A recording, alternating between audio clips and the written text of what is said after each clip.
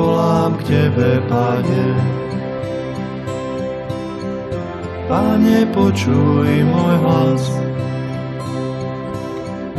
nákloň svoj sluch k mojej úpenlivej prosbe. Ak si budeš, Pane, v pamäti uchovávať neprávosť, Pane, kto obstojí? Ale Ty si milostivý a my Ti chceme v bázni slúžiť. Z hlbín volám k Tebe, Pane. Pane, počuj môj hlas,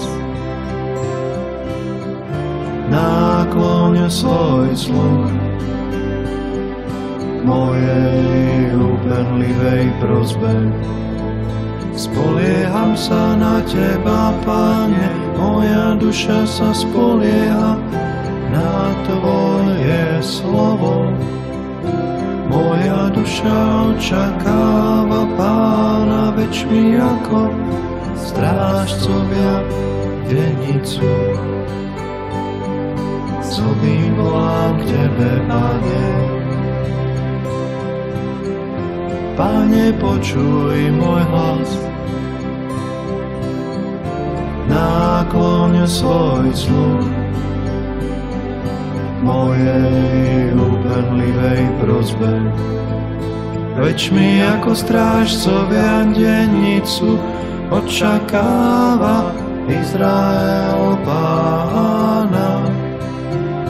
Lebo u Pána je milosrdenstvo a hojné vykúpenie. Zlobím volám k Tebe, Pane.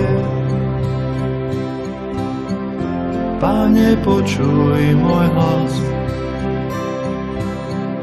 nákloň svoj sluch k mojej úpenlivej prosbe. Z hlbín volám k Tebe, Pane.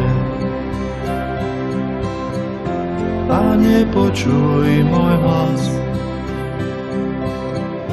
nákloň svoj sluch